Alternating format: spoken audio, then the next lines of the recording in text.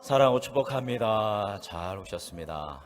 말씀에 많은 은혜 받으시기 바랍니다. 우리는 지금 마태복음 말씀을 한 장 한 장 보면서 강해 설교하고 있습니다. 처음에 우리 나눴던 말씀이 모든 몰락하는 것을 다시 일으키는 이름 예수 그리스도. 그래서 다 망하고 무너지지만 그 예수 그리스도의 이름을 통해서 다시 회복되어지는 은혜에 대해서 나누었고, 모든 것을 덮는 이름 예수라고 해서 예수님의 족보를 봤을 때 어마어마한 죄들이 많은 사람들의 이름이 기록되어 있지만 그 모든 것을 덮는 것이 예수 그리스도의 이름이다 나누었고, 지난주에는 꿈의 사람, 순종의 사람, 그래서 예수님의 그 법적인 아버지였던 요셉이 어떻게 하나님의 말씀을 듣고 그 말씀에 절대적으로 적극적으로 순종하였는가에 대해서 이제 말씀을 나눴습니다. 오늘 이어서 마태복음 2장 말씀 통해서 경배의 모델 동방박사들이라는 제목으로 하나님의 말씀 함께 나누도록 하겠습니다.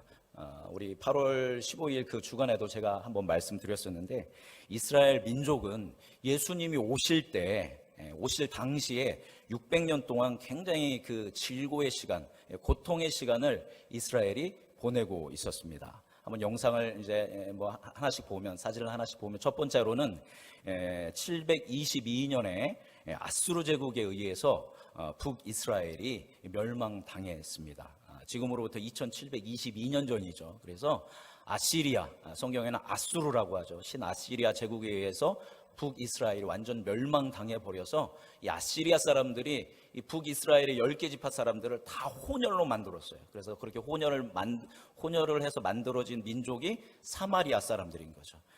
그랬고, 또 몇백 년이 지난 586년에는 이 바벨론 제국이 의해서 신바벨로니아 제국, 세계사에서는 신바벨로니아 제국이라고 하는데 성경은 바벨론이라고 하죠. 그래서 586년에 남유다까지 멸망하게 됩니다. 그래서 지구상에 이스라엘이라는 나라가 어떻게 돼요? 공식적으로 완전히 사라지게 됩니다. 그런데 이 바벨론 제국이 538년에 이 페르시아 제국에 의해서 멸망당합니다. 저 사람이 누구냐면 고레스예요. 고레스. 여러분 성경 통해서 아시죠? 바사의 왕 고레스입니다. 고레스가 바벨론을 멸망시키고 이제 이스라엘 사람들한테 이제 너희 고국으로 돌아가도 좋다라고 해서 돌려보냅니다. 그러나 그렇다고 해서 이스라엘이 회복된 게 아니라 여전히 어디에 식민지가 되냐면 페르시아 제국에, 성경에서는 바사라고 하죠. 바사 제국에 이제 식민지가 돼서 이제 고통을 당하게 됩니다. 그런데 또 저 페르시아 제국이 BC 333년에 알렉산더 들어보셨죠? 알렉산더 대왕이라고 하죠. 알렉산더 대왕에 의해서 저 헬라 제국이 멸망당하면서 이제 이스라엘은 또 어디 식민지가 되냐면 헬라 제국의 식민지가 됩니다. BC 333년에. 그러니까 이스라엘의 주인이 이스라엘이 아니라 자꾸 뭐 하고 있는 거예요? 바뀌고 있는 겁니다. 계속 바뀔 때마다 말도 바꿔야 하고 법도 바꿔야 하고 문화도 바꿔야 하는 것이 누구의 운명이었냐면 이스라엘의 운명, 유대인의 운명이었다는 거예요. 그런데 또 저렇게 헬라 제국에 의해서 고통당하며 살다가 또 BC 63년에 또 로마 제국이죠. 로마의 폼페이우스라는 장군에 의해서 또 이스라엘이 정복당하게 됩니다. 그래서 그 이후에 또 어느 나라의 식민지가 되냐면 로마 제국의 식민지가 된다라는 것입니다. 그 다음에 이제 누가 오시는 거예요? 예수님이 오시는 것입니다. 정리하면 이렇게 됩니다. 이스라엘이 처음에는 누구한테 멸망했냐면 아시리아한테 멸망당하고, 그 다음에 바벨로니아한테, 그 다음에 페르시아에, 그 다음에 헬라에, 그 다음에 로마에, 저 나라들이 다 누구를 식민지로 삼았냐면 이스라엘을 식민지로 삼아서 이스라엘에게 자기의 종교를 강요하고 자기의 언어를 강요하고 자기의 법을 강요하고 자기의 문화를 강요했던 겁니다. 저 긴 시간 동안 586년의 시간 동안 이스라엘은 나라를 잃어버렸습니다. 놀라운 것은 그럼에도 불구하고 이스라엘 사람들이 성경을 놓치지 않았고 자기들의 언어를 놓치지 않았고 하나님을 놓치지 않고 자기의 민족성을 그대로 지켜왔다는 거죠. 완전한 하나님의 은혜라고 할 수 있죠. 우리나라도 저와 비슷한 상황이 있었습니다. 그죠? 언제입니까? 1910년에 우리나라의 국권을 일본한테 뺏기고 1945년에 이제 해방을 맞이하게 됩니다. 그러니까 몇 년 동안 우리가 나라를 뺏겼냐면 35년 동안 나라를 뺏겼습니다. 일본한테 35년 동안 나라를 뺏기면서 우리나라에 어마어마한 일본의 문화들이 들어왔죠. 예를 들어서 지금 젊은 세대들은 안 그러지만 저만 해도 쓰레받기, 스봉, 난닝구 이게 다 뭐예요? 빠꾸 이게 다 영어거든요. 반스 이게 다 팬츠인데 말하자면 다 영어를 다 무슨 식으로 하냐면 일본어식으로 하고, 또 건축도 다 용어가 뭐냐면 일본어고, 우리 안에 그 일본의 잔재들이 굉장히 많이 남아있는 것을 볼 수 있습니다. 몇 년을 우리가 정복당했는데 35년을 살았는데 그렇게 우리는 큰 아픔, 우리의 많은 것을 일본에게 빼앗겼죠. 그런 큰 아픔을 가지고 있는데 이 이스라엘이라는 나라는 몇 년 동안요? 자그마치 586년 동안, 약 600년 동안 나라를 다른 제국들에 의해서 계속 뺏겼어요. 그래서 마치 축구공 마냥 때 되면 누가 차고 그러니까 이 사람들이 얼마나 고통스러웠겠어요. 그래도 그들이 계속 믿음을 지키면서 살아갔다라는 것입니다. 이들이 그래도 그 어떤 그 고통 가운데에서 나라를 잃은 서러움 가운데에서도 그럼에도 불구하고 그들에게 한 가지 소망이 있었죠. 우리 지난주에도 나눴습니다. 그들의 한 가지 소망은 뭡니까? 이 고통과 이 어려움과 이 아픔으로부터 우리를 구원할 누가 올 거다? 메시아가 올 거다. 신약에서는 이 메시아를 뭐라고 이야기합니까?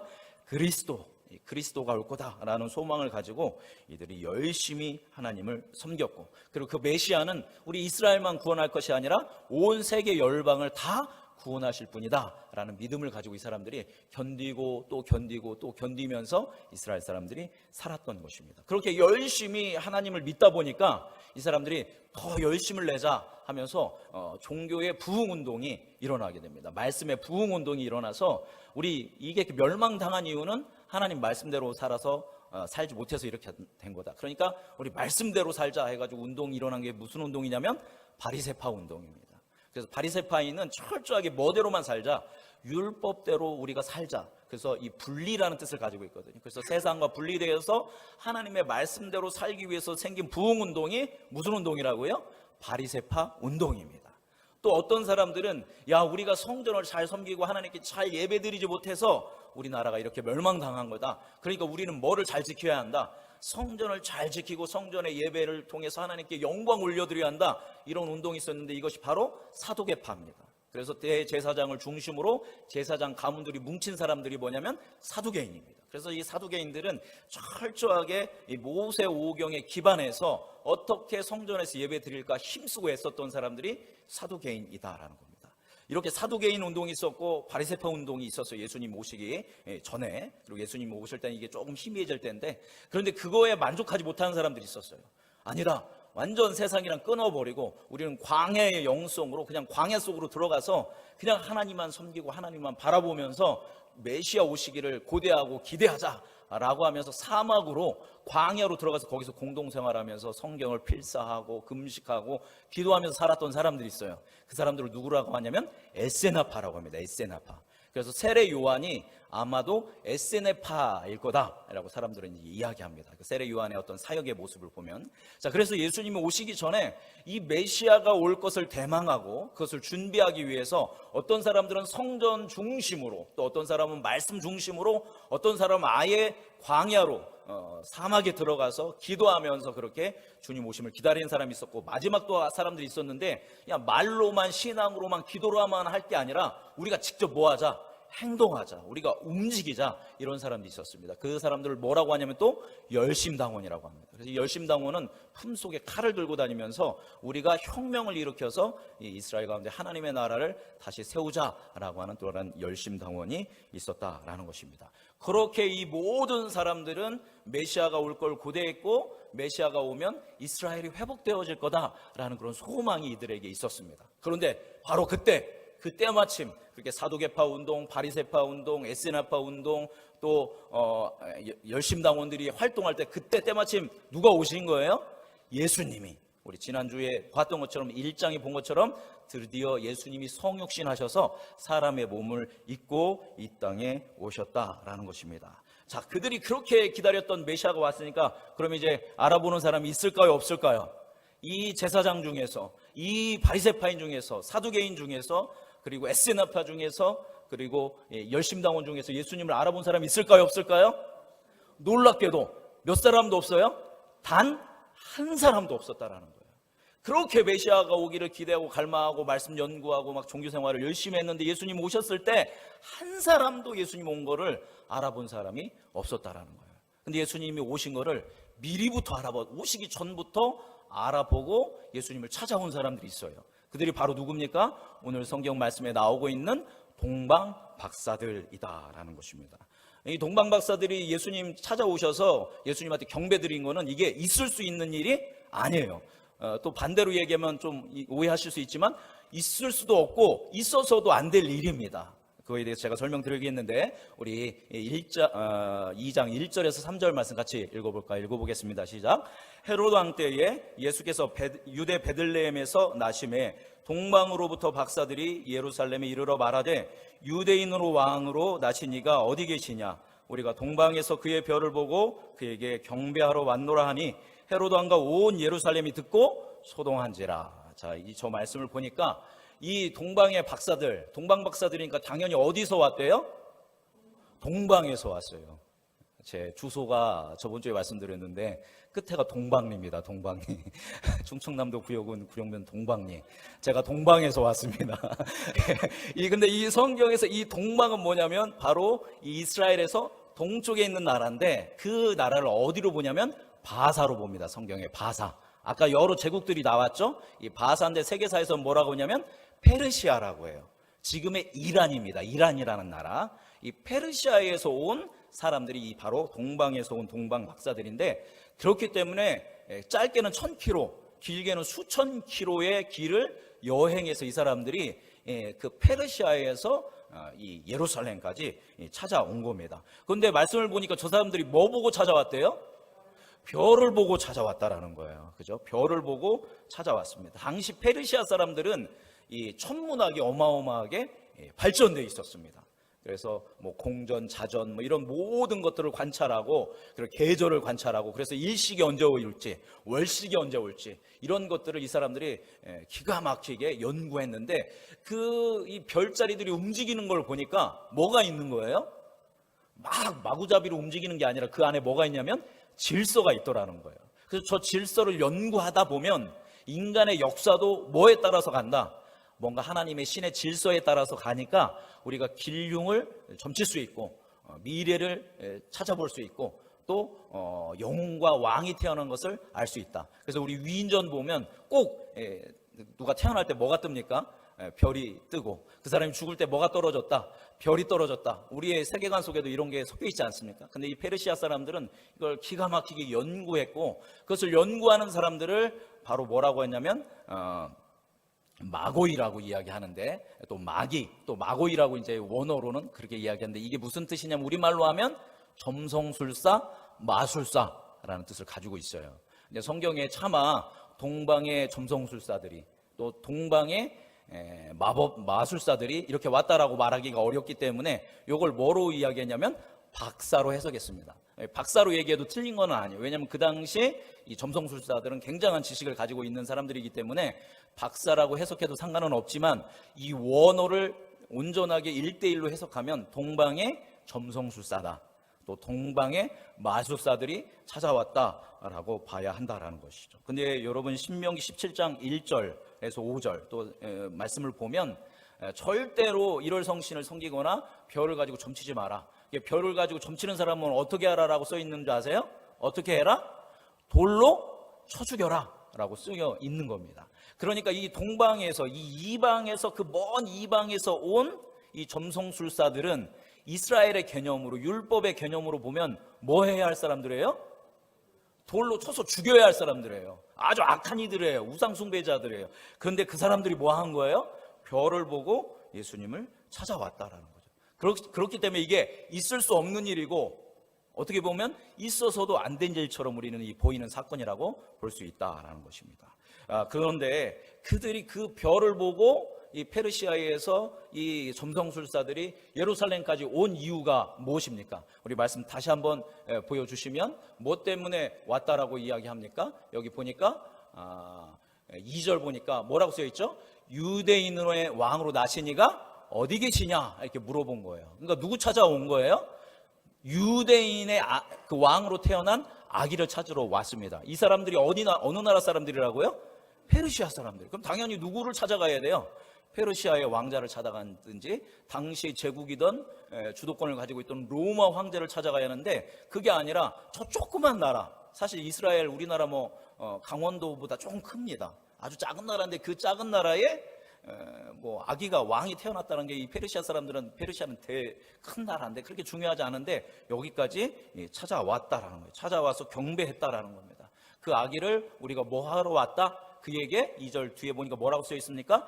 경배하러 왔다. 다른 말로는 예배하러 왔다 라고 이렇게 기록되어 있는 것을 볼 수 있습니다. 왜 이 페르시아의 점성술사들은 이 아기 예수, 유대인의 왕으로 태어난 아기 예수를 경배하러 왔을까요?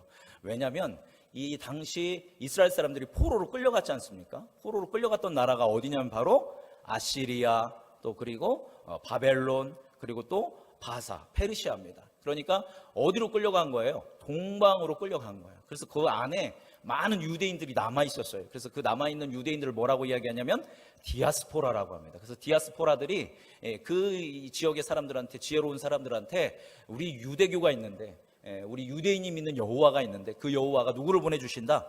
메시아를 보내주신다고 했는데, 메시아는 유대인만이 아니라 온 세상을 구원하실 분이다 라는 자료를 이 사람들이 아마도 가지고 있었기 때문에 그것을 가지고 또 그 별을 보았을 때 놀라운 그 별의 움직임을 보고, 저거는 뭔가 의미 있고 뭔가 유의미하고 뭔가 위대하고 뭔가 구원적인 어떤 존재가 태어나려고 하는가 보구나. 그리고 그 별을 보니까 그 별은 어디를 향하고 있는 거예요?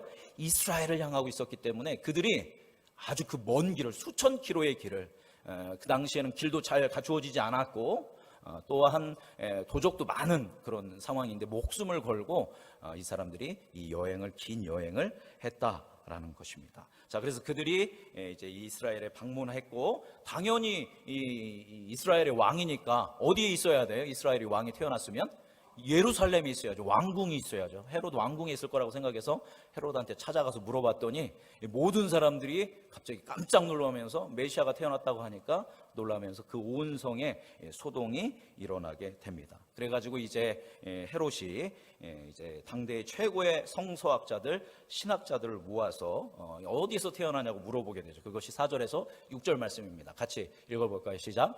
왕이 모든 대제사장과 백성의 서기관들을 모아 그리스도가 어디서 나겠느냐 부르니 이르되 유대 베들레헴에 오니 이는 선지자로 이렇게 기록된 바 또 유대 땅 베들레헴아 너는 유대 고을 중에서 가장 작지 아니하도다.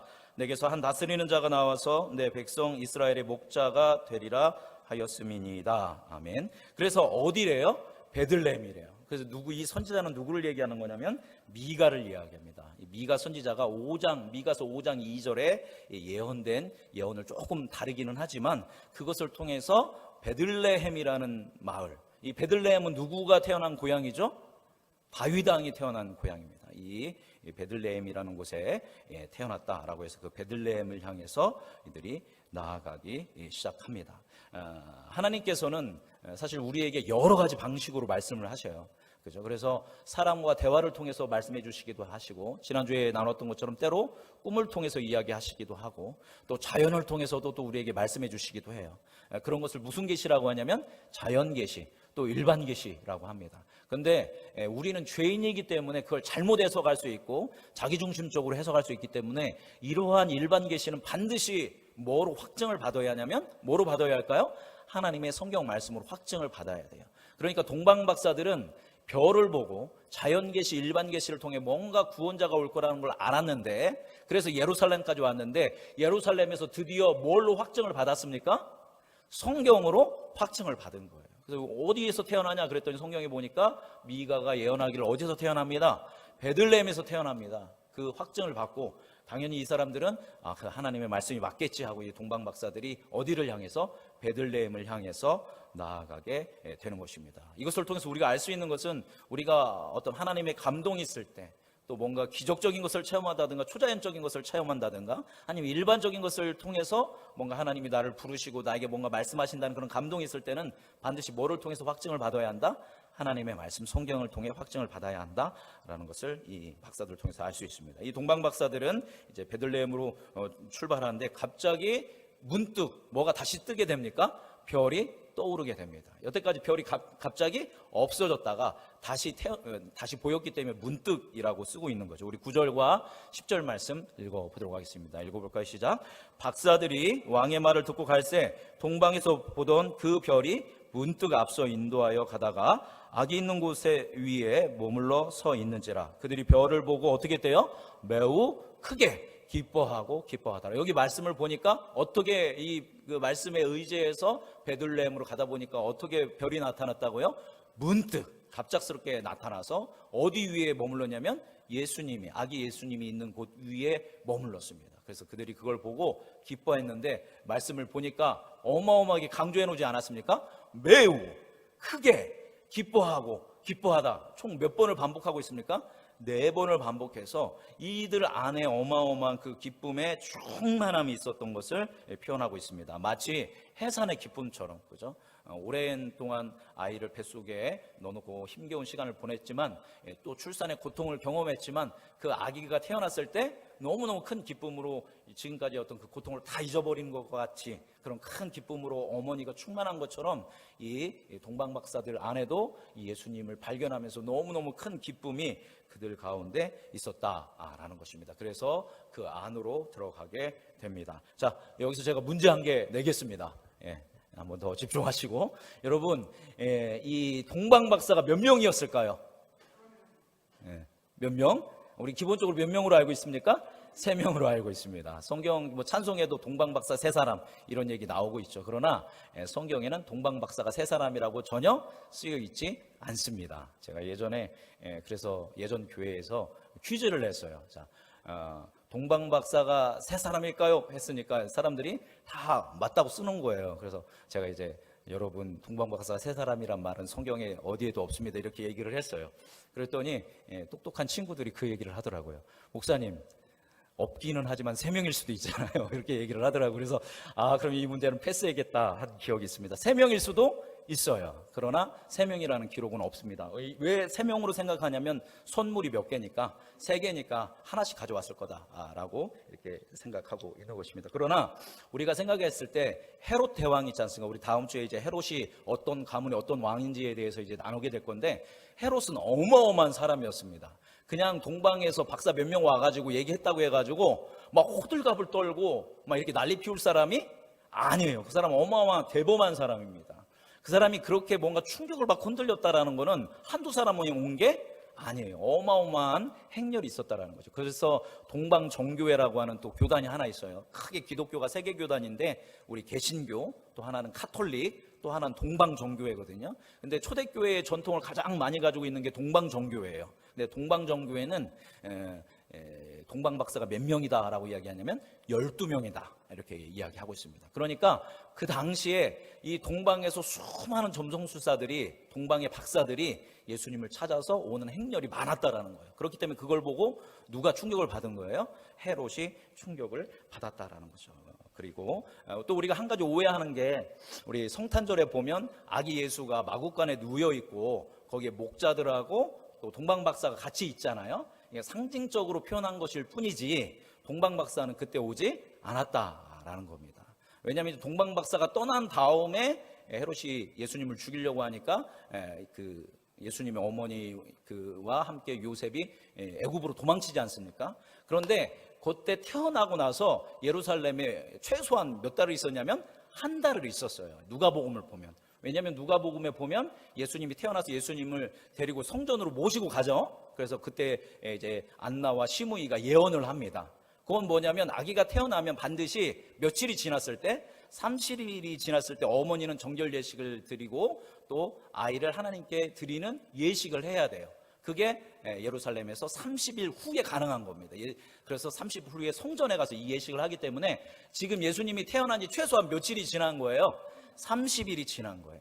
그러니까 동방박사들은 예수님이 태어나고 한참 후에 왔고, 그리고 여기는 마구간이 아니라 아마도 학자들이 생각하기에는 이 사람들이 베들레헴에서 집을 구해서 여기에서 좀 기거하고 있었을 거다라고 보는 겁니다. 뭐 중요한 건 아니에요. 중요한 건 아니지만 그래도 우리가 알아두면 좋은 어떤 성경적인 이야기입니다. 왜냐하면 이 마태복음과 누가복음의 얘기가 잼이 돼 있어서 우리가 그렇게 하는데, 그래서 동방박사는 더 많았다. 그리고 예수님이 태어나자마자 그때 오신 게 아니라 좀 있다 오셨다. 이제 그 다음에 동방박사들이 떠났기 때문에 헤롯이 몇 살 아래로 죽여요? 2살 아래로 이제 죽이는 걸 봐서는 뭐 어떤 학자들은 예수님이 한 1년 동안 베들레헴에 기거했다 이렇게 이야기하기도 합니다. 어쨌거나 이제 중요한 것은 그래서 이제 너무 크고 큰 기쁨으로 예수님을 찾아와서 어떻게 합니까? 우리 11절 같이 읽어보겠습니다. 읽어볼까요? 시작. 집에 들어가 아기와 그의 어머니 마리아가 함께 있는 것을 보고 엎드려 아기께 뭐하고 경배하고 보배압을 열어 황금과 유향과 모략을 예물로 드리니라. 자, 동방박사들이 이때 당황했을까요? 안 당황했을까요? 제가 생각하기에는 당황했을 것 같아요. 왜냐하면 그 별이 뜨고 위대한 메시아 그리스도가 태어난다고 해서 왔는데 찾아가 보니까 부모는 아주 어린 부부고 굉장히 가난한 사람이고 누추한 곳에 아기가 있는데 이 아기가 바로 메시아다라고 했을 때 이들이 당황할 수도 있지 않겠습니까? 그죠? 당황했을 것 같은데 그럼에도 불구하고 그들은 그 아기 앞에 겸손하게 뭐 했어요? 경배했다라는 거예요. 어떻게 경배했습니까? 엎드려서 경배했다는 거예요. 엎드려서 절했다라는 겁니다. 저 경배라는 단어는 성경에서 주로 신적인 존재에게 예배하고 엎드릴 때 쓰는 단어입니다. 그렇게 경배했고, 그리고 경배하면서 또 뭐를 드렸어요? 황금과 유향과 모략을 드렸습니다.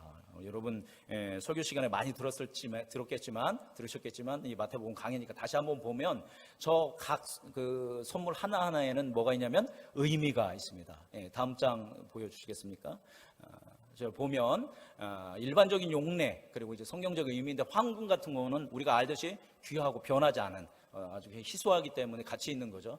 그래서 이것은 황금은 예수님의 왕권을 의미하는 것이고 유향이죠. 유향은 향기로운 향품인데 저것은 이 말씀을 보면 그 모세 오경을 보면 저 유향은 언제만 쓰는 거냐면 하나님께 분향을 올려드릴 때만 사용했던 것이 저 향품이다라는 겁니다. 그래서 저것은 뭐의 상징이냐면 예수님의 신성을 상징하고 있는 것이고요. 마지막으로는 모략이죠. 모략은 시체가 부패하는 것을 방지하는 것인데 저것은 예수님의 순환을 예시하고 예비하는 것, 예언적으로 얘기하는 것입니다. 그래서 저 황금과 유향과 모략은 주로 왕에게 바친다든가 신에게 바칠 때 쓰는 그런 예물이었다라는 것입니다. 저것을 통해서 예수님이 누구이시다? 메시아이시고 하나님의 아들이시고 신성을 가지시고 이후에 메시아로서 온 세상을 구원하실 분이다라는 것을 저렇게 상징적으로 의미하는 것을 보여주고 있습니다. 마지막으로 12절 같이 읽어보겠습니다. 읽어볼까요? 시작. 그들이 꿈에 헤롯에게로 돌아가지 말라 지시함을 받아 다른 길로 고국에 돌아가니라. 그러게 하고는 이제 하나님의 뜻에 따라서 헤롯이 이제 예수님에 대해서 음모를 꾸미고 있었기 때문에 헤롯을 거치지 않고 그냥 곤양으로 돌아가게 됩니다. 우리가 지금 이제 동방 박사들에 대해서 총 정리를 해봤습니다. 여러 가지 그 입장에서 총 정리를 했는데 여기에서 우리는 굉장히 이해할 수 없는 이상한 점이 몇 가지 발견되게 됩니다. 먼저 예수님의 오심을 알았던 존재. 말씀을 보니까 말씀을 연구하는 자들은 예수님이 오실 것을 전혀 몰랐고 오히려 뭐를 연구하는 사람들이 알았다?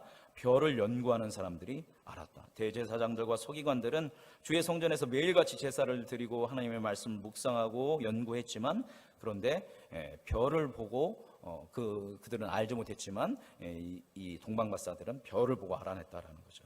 유대인들은 알았지만 몰랐지만 유대인들은 예수님이 오실 걸 메시아가 오실 걸 몰랐지만 이방인들은 알았다라는 거죠.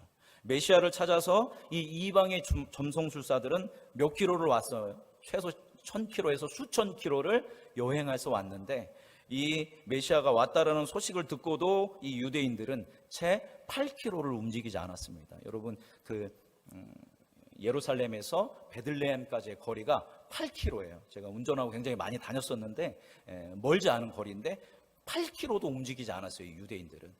이방의 점성술사들은 수천 킬로를 움직였는데요. 또 동방박사들은 예수님을 찾아 경배하고 예물을 드리는 실천을 행하지만 유대인들은 전혀 실천하지 않았다라는 것입니다. 이것은 왜 이런 일이 일어났는가? 이전에도 말씀드렸지만 유대인들은 사실상 자기들이 메시아를 기다린다고 종교적으로는 이야기했지만 진짜 기다리지는 않았다라는 거예요. 그냥 지금 삶에 만족했다라는 거예요. 여러분, 마라나타 주 예수여 오시옵소서. 할렐루야. 주님 빨리 오시기를 고대하십니까? 우리는 많이들 다 그래요. 빨리 주님 오셨으면 좋겠습니다. 주님 어서 오십시오. 고대하는데 정말 고대하고 있는 것 같지만 진짜로 고대하지는 않는다라는 거예요. 지금 내 삶도 살아야 하고 뭣도 해야 하고 뭣도 해야 할 일이 많기 때문에 진짜 오려고 하면 주님 조금 있다 오십시오. 제가 아직 준비가 덜 됐습니다. 마치 이런 것처럼 주님 오실 것에 대해 우리가 종교적으로 실제적으로는 주님 어서 오시옵소서 이렇게 고백하지만 별로 관심이 없어요. 오시든 마시든 내가 가면 되지. 이런 개념으로 우리가 보낸 것처럼 이 사람들이 그랬다라는 거예요. 그러나 동방박사들은 그러지 않았다라는 거예요. 고대하고 기대하리고 찾고 찾아갔다라는 것입니다. 그래서 이 차이가 일어나서 결국 유대인들은 실제로는 자기들이 엄청난 그 종교 부흥 운동을 했지만 예수님 오셨을 때 받아들이지 않았고 전혀 관심 없었던 이방인들이 예수님을 찾아오고 받아들여서 예수님을 경배했다라는 겁니다. 이후에도 이것은 동일하게 일어나요. 예수님께서도 여러 가지 놀라운 사역을 하시지 않습니까? 그래서 복음이 열방에 선포될 때 누구는 안 믿어요? 유대인들은 안 믿어요. 그리고 이방인들은 믿어요. 지금도 여러분 유대인들은 이스라엘에 가보면 예수님 믿어요? 안 믿어요? 다 안 믿어요. 이방인들, 이 유대인들 중에서 이스라엘 사람들 중에서 예수님 믿는 사람들은 1%도 안 됩니다. 다 안 믿어요. 아직 예수님 안 오셨다고. 그런데 누가 믿고 있어요? 현재? 다 이방인들이 믿고 있는 거예요.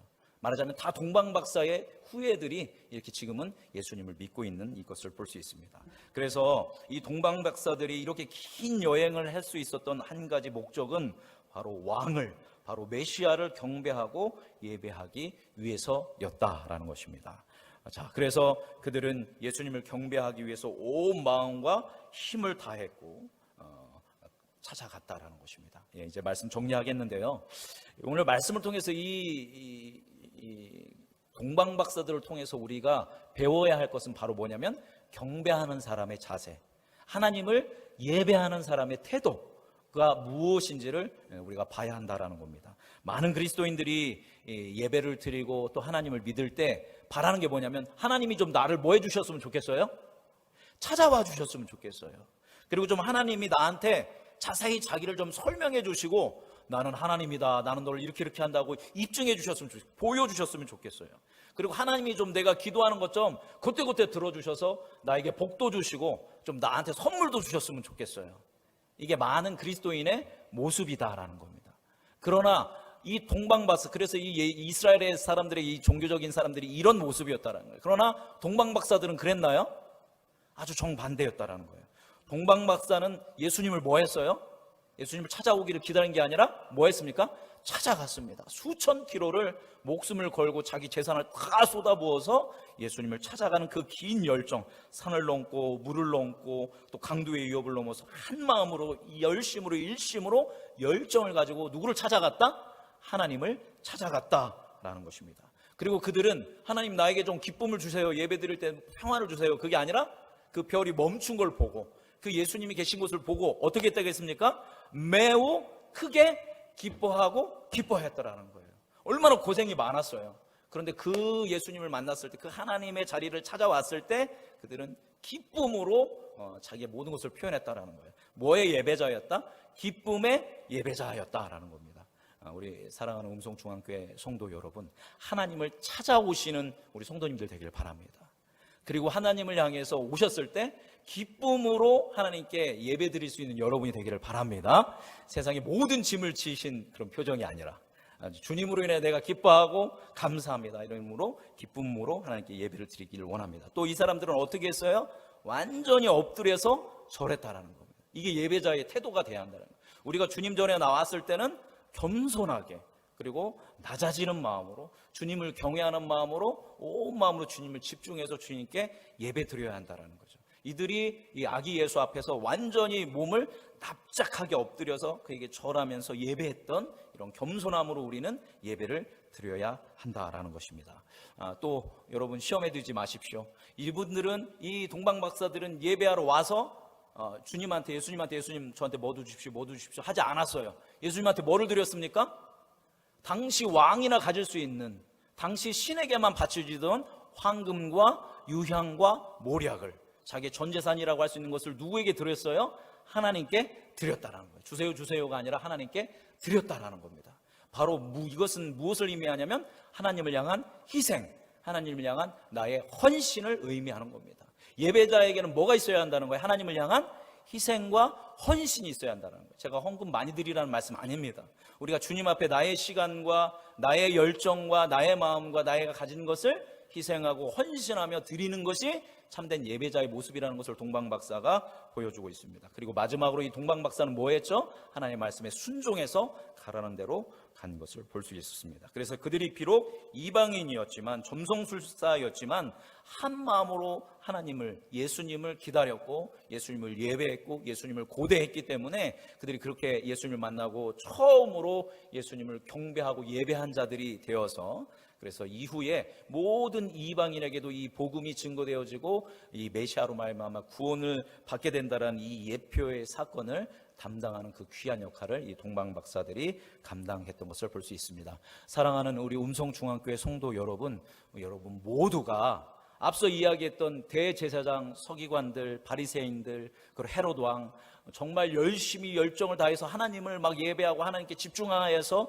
여러 운동을 일으켰지만 정작 하나님을 향해서는 자기의 마음을 예수 그리스도를 향해서는 쏟아붓지 못했던 이런 예배자가 되지 않는 여러분이 되길 바랍니다.